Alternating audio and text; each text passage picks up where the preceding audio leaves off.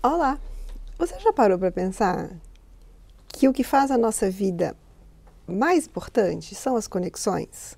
São as relações com as pessoas que fazem a nossa vida valer a pena, são os vínculos afetivos, as nossas redes de sociabilidade. Vamos tomar um café? Que eu vou te contar uma coisa.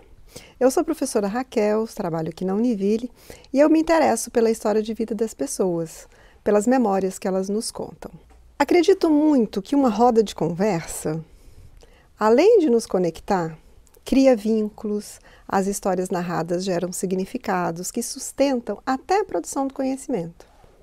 As pessoas guardam memórias sobre as experiências que vivem e que tal se a gente fizesse circular essas memórias? Ouvir os outros é uma ferramenta heurística, muito antiga, milenar até, eu diria.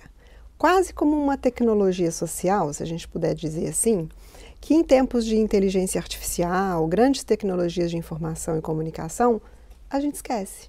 Eu não estou falando da faculdade humana de ouvir, mas escutar de verdade, sem julgamento e com um propósito, com uma intencionalidade de aprender com essas histórias. Nas minhas pesquisas, aqui na Univille, no Laboratório de História Oral, as ferramentas que eu mais utilizo é a escuta. Escuta das memórias das pessoas, como uma aposta mesmo de um novo pacto civilizatório, talvez, que por vezes perde por aí e a gente tem sempre que retomar. E eu não estou sozinha nesse desafio. Além da equipe aqui da Univille, eu vou te contar sobre uma pesquisa em andamento sobre o ensino de história em âmbito nacional. A gente tem pesquisadores nessa pesquisa pelo Brasil inteiro. Representantes de todas as regiões do país, Norte, Nordeste, Centro-Oeste, Sudeste e Sul. E o que a gente faz? A pesquisa chama Histórias de Vidas e Memórias de Pesquisadoras do Campo do Ensino de História. E aí eu falo no feminino, pesquisadoras, porque elas são a maioria mesmo. Alguns homens, mas elas são a maioria. E são pesquisadoras que lá atrás, na década de 1980, 90 e até 2000, elas ousaram dizer que a escola, lá na educação básica, se produz conhecimento histórico. A gente pode fazer pesquisa no ensino de história. Antes delas, os cursos de história pelo Brasil todo só ensinavam a fazer pesquisa nos arquivos históricos e nas outras fontes também, mas na escola não. A escola era coisa só para pedagoga. Professor de história não fazia pesquisa lá. E era a maioria, a escola é o lugar onde que a maioria dos professores de história trabalham. Historiadores, a maioria deles trabalham nas escolas e não se fazia pesquisa sobre esse lugar.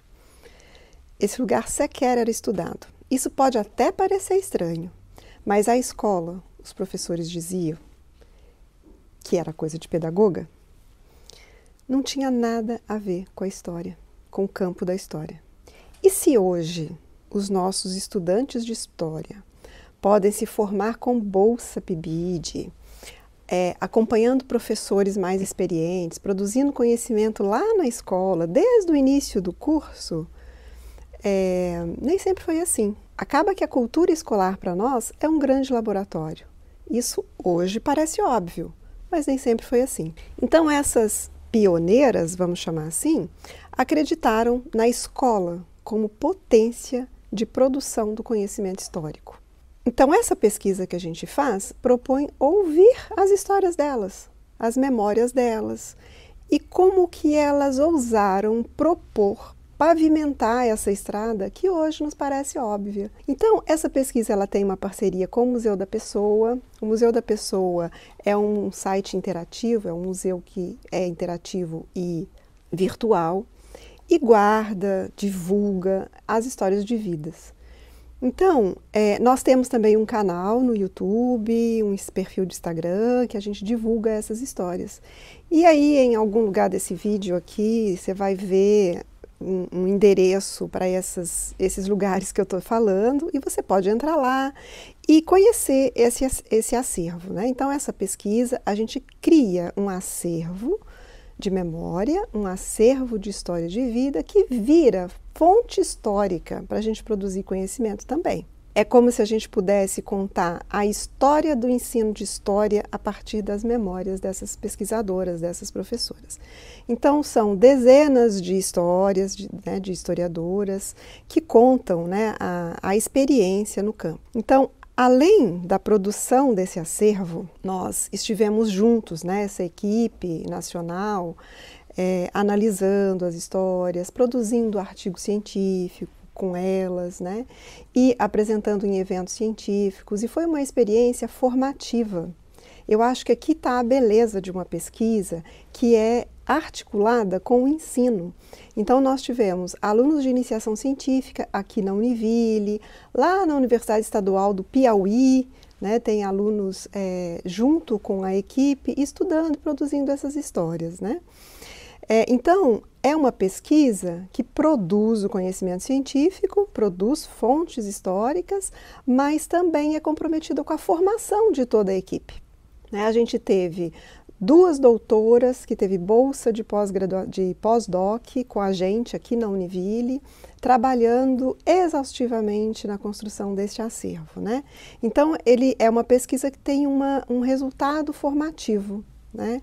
Então, tivemos iniciação científica, pós-doc, como eu já falei, e eu queria deixar registrado que tudo isso aconteceu porque a gente teve fomento. Né?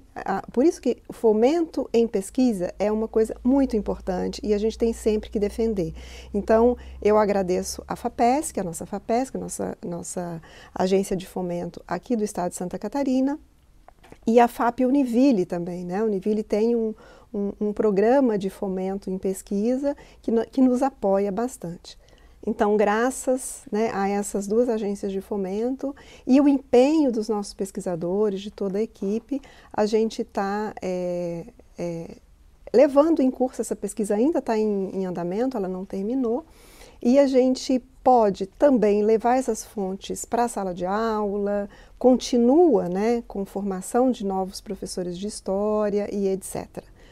Ok, é um lugar para a gente ouvir histórias. Além de tudo, a gente pode tomar um café, colocar um fone de ouvido e ficar ouvindo a história, sabe? Como é que era lá na década de 80, que a gente não faz ideia. Vai lá, dá uma conferida.